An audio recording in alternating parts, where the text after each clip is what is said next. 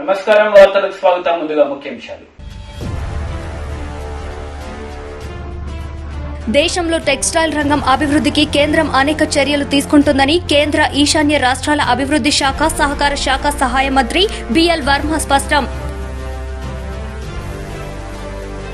విజయవాడలో మహిళలకు వైఎస్సార్ ఆసరా వేడుకలు ఎమ్మెల్యే మల్లాది విష్ణు.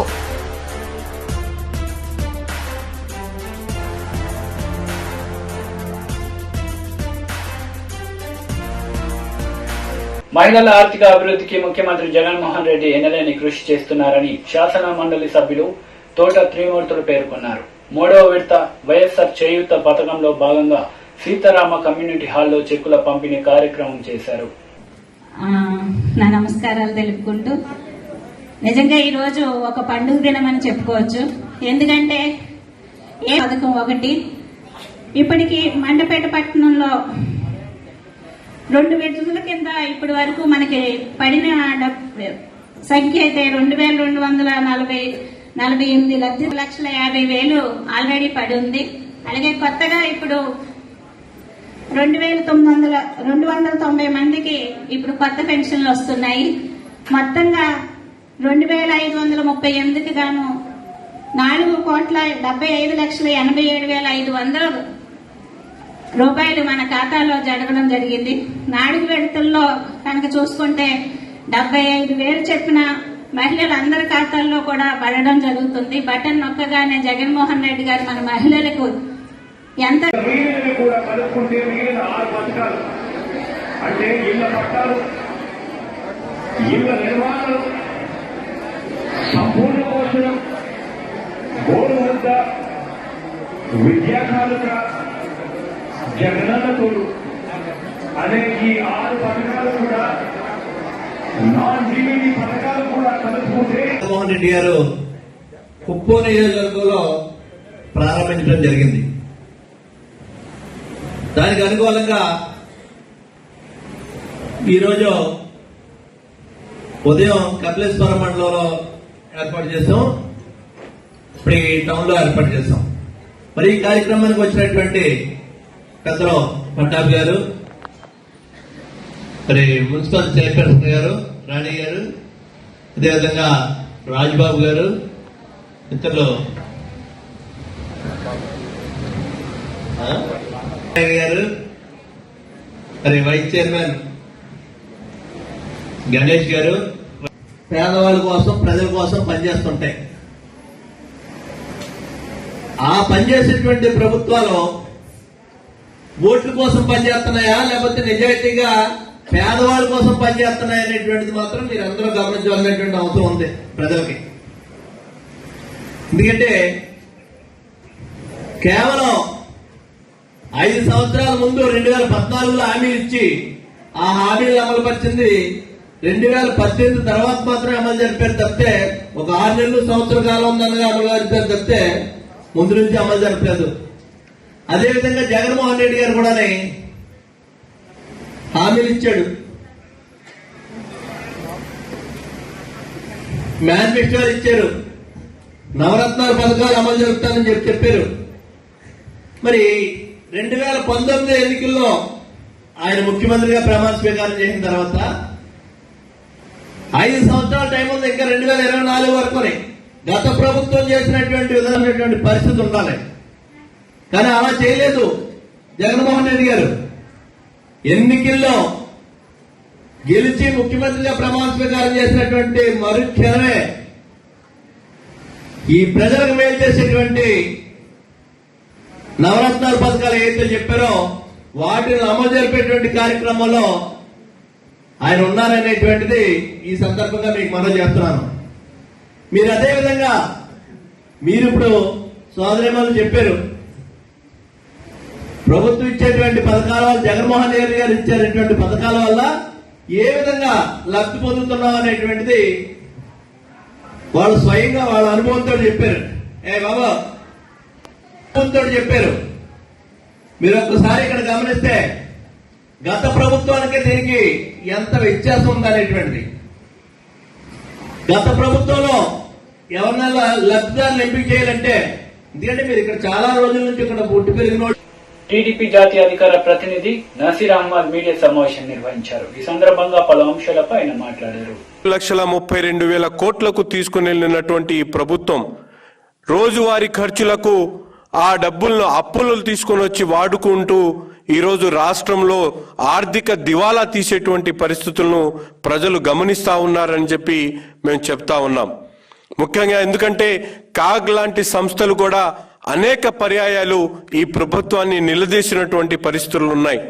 ముఖ్యంగా 6,32,000 కోట్ల రూపాయలు అప్పుగా చేసినటువంటి ఈ ప్రభుత్వం ఎక్కడ కూడా ప్రజా అవసరాలకు గాని ప్రజలకు ఆర్థికంగా వెసులుబాటు కల్పించేటువంటి కార్యక్రమాలకు పెట్టకుండా కేవలం రోజువారీ ఖర్చుల కోసం 1,000 కోట్ల రూపాయల అప్పులు తీసుకొని వచ్చి ఈ రాష్ట్రాన్ని అధోగతి పాలు చేస్తున్నటువంటి తీరును రాష్ట్రంలో ఉన్నటువంటి మారుమూల వ్యక్తి కూడా ఈరోజు ఆలోచించేటువంటి పరిస్థితి కనిపిస్తా ఉన్నాయి. సగటున ప్రతి వ్యక్తి మీద కూడా దాదాపు 70 నుంచి 80 వేల రూపాయలు పుట్టబోయేటువంటి ఏదైతే బిడ్డ ఉన్నాడో ఆ బిడ్డ మీద కూడా 80 వేల రూపాయల అప్పు ఈరోజు ఈ రాష్ట్ర ప్రభుత్వం మోపుతున్నటువంటి పరిస్థితులు కనిపిస్తా ఉన్నాయి. ముఖ్యంగా మనం అందరం కూడా చూసుకుంటే రాష్ట్రంలో ఏదైనా ఆర్థికంగా ఏదైనా అభివృద్ధి సాధిస్తా ఉన్నామా అని చెప్పి ఒక్కసారి గణాంకాలను లెక్కలు చూస్తా ఉంటే చాలా విచిత్రంగా ఉంది. ఎందుకంటే మనందరం కూడా చూస్తా ఉన్నాం రాష్ట్రంలో ఆర్థిక పరిస్థితులు ఏదైతే స్థిరధరలతో స్థూల ఆదాయాన్ని ఒక్కసారి గమనిస్తే 2017 నుంచి 2022-21 ఆర్థిక సంవత్సరం వరకు ఒక్కసారి గమనిస్తే రాష్ట్ర స్థూల ఆదాయం ఈ ప్రభుత్వం మాటలు చెప్తా ఉంది. ఎందుకంటే బుగ్గన గారి బొంకు మాటలు ఎలా ఉన్నాయంటే 11.06% అభివృద్ధి ఉందని చెప్పి చెప్తున్నటువంటి మాటలు ఒక పక్కన ఉంటే నిజంగా గణాంకాలు చూస్తే విచిత్రంగా ఇవి దాదాపు 8% వరకు కూడా చేరలేనటువంటి పరిస్థితులు ఈరోజు రాష్ట్రంలో స్థూల ఆదాయ పరిస్థితులు ఉన్నాయి. ఒక పక్కన అప్పులేమో పెరిగిపోతా ఉన్నాయి, ఒక పక్కన స్థూల ఆదాయం తగ్గిపోతా ఉంది. ఈ ప్రభుత్వం మాటలు ఎలా ఉన్నాయంటే 2019-20 2020-21 సంవత్సరానికి సంబంధించి ఆర్థికంగా ఆక్వా గాని చేపల గాని ఏదైతే ఎగుమతులు ఉన్నాయో దాదాపు 40% పెరిగినాయని, రాష్ట్రానికి వ్యాపారం విపరీతంగా పెరిగిపోయిందని చెప్పి గణాంకాలు చెప్తున్నటువంటి ఈ ఆర్థిక మంత్రి బుగ్గన గారు, నేను అడుగుతా ఉన్నాను, కరోనా మహమ్మారిలో దేశంలో ఆక్వా రంగం పూర్తిగా దెబ్బతినిపోయి ఆక్వా రైతులందరూ కూడా రోడ్ల మీద పడేటువంటి పరిస్థితులు ఉన్నప్పుడు ఈ రాష్ట్రంలో ఎక్కడ మీకు 40% అభివృద్ధి సాధించారని చెప్పి నేను బుగ్గన గారిని సూటిగా అడుగుతా ఉన్నాను. అయ్యే బుగ్గన గారి ఏదైతే బోకు మాటలు ఉన్నాయో ఆ బోకు మాటలతో రాష్ట్ర శాసనసభలో ఈ ముఖ్యమంత్రి మాట్లాడడం చాలా విచిత్రంగా కనిపిస్తా ఉంది. ఇంకో పక్కన ఏదైతే అప్పులున్నాయో రాష్ట్రంలో ఎప్పుడు లేనటువంటి విధంగా ఏదైతే నికరంగా అప్పులు చేయడంతో పాటు గ్యారంటీ లేనిటువంటి అప్పులు గతంలో 9-10 వేల కోట్లు ఉన్నటువంటి గ్యారంటీ లేని అప్పులు ఈరోజు దాదాపు 70,000 కోట్ల రూపాయల గ్యారంటీ లేని అప్పులు తీసుకున్నటువంటి దౌర్భాగ్య పరిస్థితిలో ఈరోజు రాష్ట్రంలో ఆర్థిక పరిస్థితి ముందుకు సాగుతా ఉంది. ఒక పక్కన సామాన్యుడు రోజువారీ కూలీ చేసుకునేటువంటి వ్యక్తి గాని సామాన్యంగా తన జీవనాన్ని గడుపుకోవడానికి ఎన్ని రకాల ఇబ్బందులు పడుతున్నటువంటి పరిస్థితులు ప్రజలందరూ కూడా గమనిస్తా ఉన్నారు. విజయవాడ సెంట్రల్ నియోజకవర్గం వైఎస్ఆర్ ఆసరా పథకం కార్యక్రమాన్ని MLA Malladi Vishnu, deputy mayor Sailaja, 36వ డివిజన్ కార్పొరేటర్ శిరీష ఈ కార్యక్రమాన్ని ప్రారంభించారు.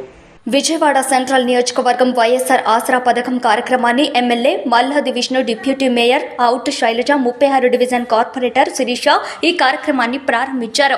ఈ సందర్భంగా పేద ప్రజలకు మరియు మహిళా అక్క చెల్లెమ్మలకు అండగా ఉంటూ సంక్షేమ పథకాలు అమలుపరిచి అర్హత ఉన్న ప్రతి ఒక్కరికి అందించిన ఘనత జగన్మోహన్ రెడ్డికే సాధ్యమైందని కొనియాడారు. ఈ కార్యక్రమంలో ప్రజా ప్రతినిధులు, వైఎస్ఆర్ పార్టీ నాయకులు, కార్యకర్తలు, మహిళలు పాల్గొన్నారు. ఎందుకంటే ఈ చేనేత పథకం వచ్చినప్పుడు మేము ఫస్ట్ సారి, రెండోసారి, మూడోసారి మరి మాకు ఎంతగానో మేము అంటే చేతులు రెక్కల కష్టాల మీద మేము బ్రతుకుతున్న వాళ్ళము. మాకు ఏ ఆస్తి అంతస్తులు ఏమీ లేని వాళ్ళం. అయితే మాకు మరి ఈ చేనేత మాకు చాలా మరి ఆశ్రయంగాను, ఆదరణగాను మాకు చాలా మరి ఆశించి ఉందండి. మరి ఈ చేనేత పథకం పెట్టి ఇలాగా మహిళలందరికీ కూడా ఎంతో ఆయన మరి జగన్మోహన్ రెడ్డి గారు చేస్తున్న ఈ యొక్క కార్యక్రమాలు కూడా ఆయనకి మరి హృదయపూర్వకమైన వందనాలు చెల్లించుకుంటున్నారండి. మరి ఈ చేయూత పథకానికి కూడా మరి వాలంటీర్సే కానీ ఇన్ఛార్జే కానీ మరి మధురనగర్ పసుపుతోట ఏడలేదండి ఇన్ఛార్జి గారు మరి నీరజ గారు మరి మాకు దగ్గరగా మరి తెలియపోయినప్పటికీ కూడా వాళ్ళు పద్దాక వచ్చి మాకు దగ్గరికి మీకు తెలియపోయిన వాళ్ళు చేసి మాకు అన్ని కూడా హెల్ప్ చేసే ఉన్నారండి. వాళ్ళకు కూడా హృదయపూర్వకమైన వందనాలు చెల్లించుకుంటున్నామండి. కొంచెం మీ సైడ్ నుంచి కూడా మీరు కూడా అడగాల్సినటువంటి బాధ్యత మీ అందరి మీద కూడా ఉన్నది అని చెప్పి సాధారణంగా నేను మనం చేస్తాను. ఎందుకంటే ఏ రాష్ట్రంలో కూడా లేనటువంటి మంచి పరిపాలన ఉన్నాయి, అవినీతి లేనటువంటి పరిపాలన ఉన్నాయి, మధ్యవర్తులకు అవకాశం లేనటువంటి పరిపాలనని అందిస్తున్నటువంటి ముఖ్యమంత్రి వైఎస్ జగన్మోహన్ రెడ్డి గారు అని చెప్పిన సందర్భంగా నేను చెప్తాను. చూస్తా ఉన్నాం మేము ఈరోజు విదేశాల నుంచి కానీ లేకపోతే ఇతర రాష్ట్రాల నుంచి కానీ అందరూ వచ్చి ఈరోజు ఈ చేయూత కార్యక్రమాన్ని పక్కన ఉన్నటువంటి రాష్ట్రాలు కానీ నీతి ఆయోగ్ కానీ వరల్డ్ బ్యాంక్ కానీ లేకపోతే ఆర్థిక వేత్తలు కానీ అందరూ కూడా పొగిడినటువంటి కార్యక్రమం ఏదంటే ఈ చేయూత కార్యక్రమం అని చెప్పి మనం చేసుకుంటాం. ఎందుకంటే ఆసరాగా చేయూతగా నీ కుటుంబాన్ని నువ్వు పోషించుకునే విధంగా నీ కాళ్ళ మీద నువ్వు నిలబడే విధంగా ఒకేసారి ఒకే కార్యక్రమంలో 25 లక్షల మందికి మేలు చేకూర్చేటటువంటి కార్యక్రమం గతంలోనూ లేదు, భవిష్యత్తులో కూడా జగన్మోహన్ రెడ్డి గారి నాయకత్వంలో తప్ప ఇంకా ఎవరు కూడా చేసేటటువంటి కార్యక్రమం కాదు అని చెప్పి ఒక వ్యక్తి కుప్పం వెళ్ళి అక్కడ డబ్బులు వేయాలి అని చెప్పి ఈ కార్యక్రమానికి శ్రీకారం చుడితే ఈ రాష్ట్రంలో ఉన్నటువంటి 175 నియోజకవర్గాల్లో ఉన్నటువంటి 26 లక్షల మంది అక్కచెల్లెలకి ఏకంగా ఒకేసారి లబ్ధి రాష్ట్ర కార్మిక శాఖ మంత్రి మల్లారెడ్డి బోడుపల్, పిడ్జాదిగూడ, గట్కేసర్ మున్సిపాలిటీల పరిధిలలో పలు ప్రాంతాలలో బతుకమ్మ చీరలను పంపిణీ చేశారు. ఆ పండుగకు అక్కలకు కానీ అత్తలకు కానీ కోడళ్లకు కానీ ఆడబిడ్డలకు కానీ ప్రతి ఒక్కరికి కూడా ఒక ఆనావాతి చీర పెట్టాలని చెప్పి పెద్ద ఎత్తున 300 కోట్ల రూపాయలతోటి కోటి చీరల పైన మన తెలంగాణని మన సిరిసిల్లల్ని అవన్నీ కూడా తయారు చేసి తెలంగాణ రాష్ట్రం అంతా కూడా ప్రతి ఊర్లో ప్రతి గ్రామంలో కూడా పంపిణీ కార్యక్రమం చేస్తున్నాడు. అదంతా కూడా మన సీఎం కేసీఆర్ గారు. ఇప్పుడు ఏ పండుగ వచ్చినా సరే, ముస్లింల పండుగ వచ్చినా, క్రిస్టియన్ల పండుగ వచ్చినా, హిందువుల పండుగ వచ్చినా ప్రతి ఒక్కరికి కూడా కొత్త బట్టలు పెట్టి కడుపు నిండా భోజనం పెట్టే ఘనత మన సీఎం కేసీఆర్ గారు. ఇప్పుడు మనం చూస్తున్నాం 36 లక్షల ఆసరా పింఛన్లు ఉంటే 52 ఏళ్లకు అందరికీ కూడా మళ్ళీ కొత్త పింఛన్లు 10 లక్షల మందికి కూడా పంపిణీ కార్యక్రమం జరిగింది. ఇదే మాదిరిగా దివ్యాంగుల పింఛన్ కానీ, ఒంటరి మహిళల పింఛన్ కానీ ఇవన్నీ కూడా దేశంలో ఎక్కడ లేని విధంగా మన తెలంగాణ రాష్ట్రంలో కూడా పెద్ద ఎత్తున ఇవన్నీ కూడా కార్యక్రమాలు జరుగుతున్నాయి. కాబట్టి ఈ 9 రోజులు మన బతుకమ్మ పండుగ పెద్ద ఎత్తున చేసుకోవాలి. ఇక్కడ కూడా మేడ్చల్ మండలంలో కూడా పెద్ద ఎత్తున డీజే పెట్టి ప్రతి ఊర్లో కూడా ఒక్కొక్క రోజు డీజే పెట్టి ఇవన్నీ కూడా మన ఎంపీపీ గారి ఖర్చులతో ఎంపీ మండల ఆఫీస్ తోటే ఖర్చులు పెట్టాలి. డీజే పెట్టి లైట్లు పెట్టి పెద్ద పెద్ద గ్రామాలలో ఫస్ట్ గ్రామం మన డబుల్ బ్రేకర్లు స్టార్ట్ చేయాలి. ఎందుకంటే అక్కడ సర్పంచ్ అక్కడనే ఉన్నారు, వాళ్ళ ఎంపీపీ కూడా అక్కడనే ఉన్నారు. కాబట్టి అట్లా ఒక్కొక్క ఊరి నుంచి ఒక్కొక్క రాత్రి పెద్ద ఎత్తున మహిళా సోదరులందరూ కూడా పాల్గొని ఈ ఉత్సవం దసరా ఉత్సవాలు చాలా పెద్ద ఘనంగా చేయాలని కూడా కోరుకుంటున్నారు. కేంద్ర హోంశాఖ మంత్రి అమిత్ షా 2 రోజుల బీహార్ పర్యటనలో భాగంగా నిన్న కిషన్ గంజ్ లో 4 బోర్డర్ అబ్జర్వేషన్ పోస్టర్లను ప్రారంభించారు. सभी लोग बहुत सौभाग्यशाली है कि हम उस वर्ष में हैं जिस वर्ष को आजादी के अमृत महोत्सव के रूप में जाना जाता है। सैकड़ों सालों की गुलामी को लाखों लोगों के बलिदान के बाद और विशेषकर 1857 से लेकर 1947 तक के 90 साल के संघर्षपूर्ण स्वातंत्र संग्राम के बाद जब देश आजाद हुआ तब अनेक लोगों के मन में ढेर सारी अपेक्षाएं थी, स्वप्न थे। बदलती हुई दुनिया में देश अपने भूतकाल के अनुरूप फिर से एक बार विश्व के सर्वप्रथम स्थान पर बैठेगा, ऐसा स्वप्न देखकर कई लोग हंसते हंसते फांसी के मंच पर चढ़ गए। 17 साल का खुदीराम बोझ हो या 23 साल का सरदार भगत सिंह हो, किसी ने ये नहीं सोचा था कि मेरे जीवन में बाकी क्या बचा है। इन्होंने ये सोचा था कि मेरे बलिदान से अगर इस देश को आजादी मिलती है तो मेरे जीवन में मेरा कुछ नहीं बचा। और ऐसे बलिदानियों के बलिदान से ये देश आजाद हुआ। 75 साल तक की यात्रा हमने बड़े गौरव के साथ समाप्त की। हमारी गति पर कोई सवाल उठा सकता है, कोई कहेगा कम गति से आगे बढ़ेंगे, कोई कहा ज्यादा गति से आगे बढ़ेंगे।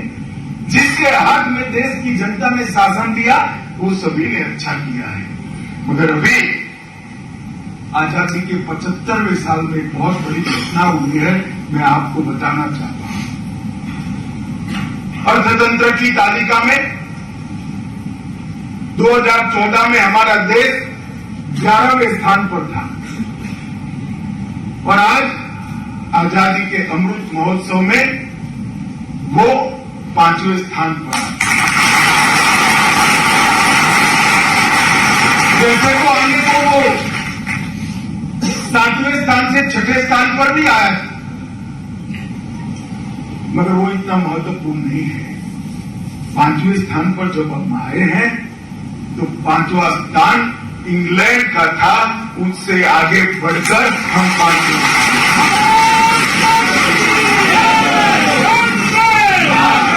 कोई सोच शराबा करे बगैर आज हमने पूरी दुनिया को बताया है कि 75 साल में हमने हमारे पुरुषार्थ से, हमारे धैर्य से, हमारे सही मार्ग से आपसे आगे निकलकर हमने बताया कि जो कहते थे कि अगर अंग्रेज चला जाएगा तो देश बिखर जाएगा, वो अंग्रेजों के देश से आगे बढ़कर आज हिंदुस्तान ने आजादी को सार्थक करने का काम किया है। जब कैबिनेट में प्रस्ताव रखा प्रधानमंत्री जी ने, मैं वो सौभाग्यशाली लोगों में से हूं जो वहां उपस्थित। उन्होंने आजादी के अमृत महोत्सव बनाने के लिए 3 लक्ष्य रखे थे कि क्यों मनाना है। एक तो अभी हमने बिहार के स्वतंत्र सेनानियों का, उनके परिजनों का सम्मान किया। हमारे स्वतंत्र संग्राम के कई जाने अनजाने महान योद्धाओं को आज की पीढ़ी नहीं जानती। जब तक आज की पीढ़ी उनको नहीं जानेगी, उसके जीवन में क्या करना है उसका उद्देश्य स्पष्ट नहीं होगा। कि 17 साल के खुदीराम बोस ने गीता लेकर हाथ में फांसी के फंदे पर चढ़ा, उसने नहीं सोचा था कि मुझे एक अच्छी नौकरी मिल जाएगी, मैं बहुत बड़ा व्यापारी बन जाऊंगा, मैं अच्छे से प्लेसमेंट करा लूंगा। तभी नहीं सोचा। 23 साल के सरदार भगत सिंह वहां से भागने की सारी संभावनाएं उपलब्ध होने की जगह इसीलिए सरेंडर किए कि मेरे फांसी पर चढ़ने से देश में चेतना जागृत होगी जो अंग्रेजों को निकाल बाहर कर। जब तक इतिहास को देश का युवा नहीं जानता, और ऐसे अनेक पात्र है हमारे। मैंने अभी दसम गुरु का और उनके साहबजादों का नाम दिया, माता गुजरी का नाम दिया। ये बिहार की भूमि पर ही वीर बाबू कुंवर सिंह थे। सन 57 की क्रांति में 7 बार अंग्रेजों को हराने वाला 85 साल का वो वीरा पराक्रमी थे। जब गंगा पार करते हुए इसके हाथ में गोली लग गई, अपने दाहिने हाथ से बाया हाथ काट दिया कि अब एक निकम्मा हो गया मेरा हाथ, भारत माता के काम में नहीं आएगा। और लड़ता रहा और अंतिम सांस तक देश को आजाद कराने का प्रयास किया। इस प्रकार से अनेक वीरों ने अपनी कुर्बानियां देकर इस देश को आजाद करने के लिए प्रयास किया था। वो इसलिए किया था कि हमारा जो भव्य भूतकाल है, पूरी दुनिया इस देश को सोने की चिड़िया के नाम से जानती थी। तक्षशिला, विक्रमादित्य और नालंदा में विश्व भर के लोग मेडिकल साइंस, इंजीनियरिंग की तकनीक वेद, उपनिषद और विश्व भर की भाषाओं का व्याकरण पढ़ने के लिए आते थे। शिक्षा में भी हम अद्भुत थे, व्यापार में बहुत आगे थे, समृद्धि में पूरा देश हमारा, दुनिया हमारा लोहा मानता था।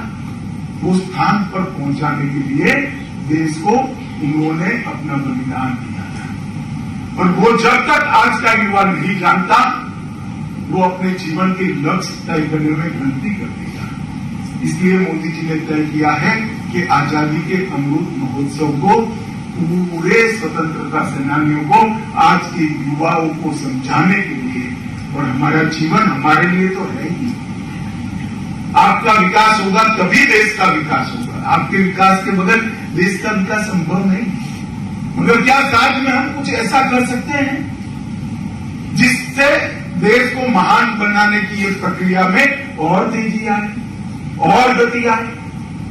और जब देश महान बनता है तो हम सब महान बनते हैं, क्योंकि भारत महान बनता है तो भारतीय महान। तो एक उद्देश्य तो यह था कि आजादी के अमृत महोत्सव को इस देश का युवा इस मौके पर हमारे स्वतंत्र सेनानी को जाने। दूसरा ये था कि 75 साल में हमने जो किया है उसका हम महिमा मंडन करें, गौरव गान करें, और इसके लिए जिन जिन ने योगदान दिया है उस सबको हम याद करें। हम जब यहां आजाद हुए सुई नहीं बनाते थे, मंगल ग्रह तक यान भेजने का वाला भारत बन चुका। దేశంలో టెక్స్టైల్ రంగం అభివృద్ధికి కేంద్రం అనేక చర్యలు తీసుకుంటుందని కేంద్ర ఈశాన్య రాష్ట్రాల అభివృద్ధి శాఖ సహకార శాఖ సహాయక మంత్రి బిఎల్ వర్మ అన్నారు। क्या क्या लोगों ने वायदे किए थे और क्या क्या हमारी योजनाएं हैं, ये भी मंच से चर्चा हुई। तब मैं कहना चाहता हूं, ये टेक्सटाइल की सोसाइटी जिन्होंने टेक्सटाइल के क्षेत्र में यहां पर अपने को बहुत आगे करने का काम किया है, ये सहकारिता मंत्रालय, जिसे कोऑपरेटिव मंत्रालय कहते हैं, ये कोऑपरेटिव मिनिस्ट्री भारत सरकार में माननीय प्रधानमंत्री मोदी जी ने इसकी जरूरत को समझकर बनाने का काम किया। और ये मंत्रालय भारत सरकार के सबसे शक्तिशाली मिनिस्टर, ताकतवर मिनिस्टर अमित भाई साहब को दिया। अमित भाई साहब पर 2 मंत्रालय है, होम है और कॉम्पिटिव। వార్తలు ముగించే ముందు ముఖ్యాంశాలు మరోసారి। దేశంలో టెక్స్టైల్ రంగం అభివృద్ధికి కేంద్రం అనేక చర్యలు తీసుకుంటుందని కేంద్ర ఈశాన్య రాష్ట్రాల అభివృద్ధి శాఖ సహకార శాఖ సహాయ మంత్రి బిఎల్ వర్మ స్పష్టం। విజయవాడలో మహిళలకు వైఎస్సార్ ఆసరా వేడుకలు, ఎమ్మెల్యే మల్లాది విష్ణు।